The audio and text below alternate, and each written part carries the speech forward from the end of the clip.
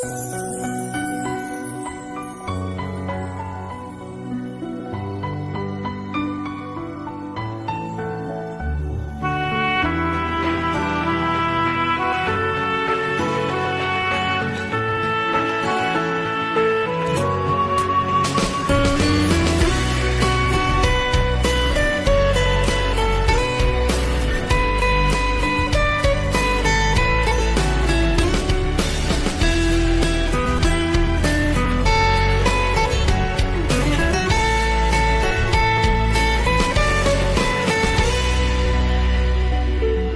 nói em yêu anh, chúng ta hãy quay lại.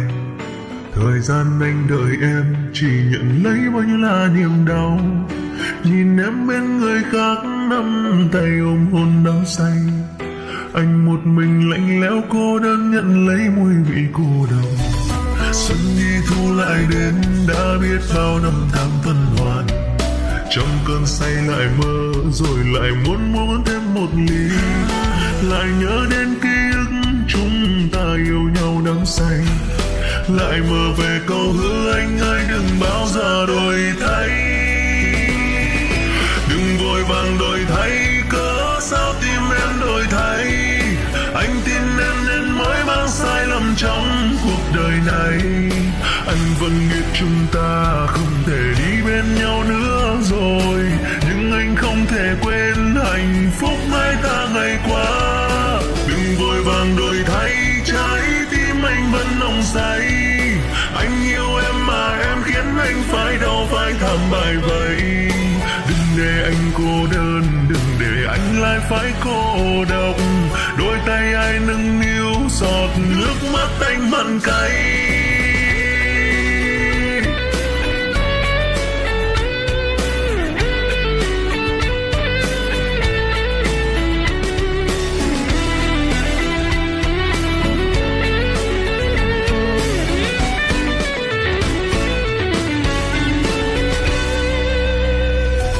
Xuân đi thu lại đến đã biết bao năm tháng tuần hoàn. Trong cơn say lại mơ rồi lại muốn uống thêm một ly. Lại nhớ đến ký ức chúng ta yêu nhau đắm say. Lại mơ về câu hứa anh ơi đừng bao giờ đổi thay.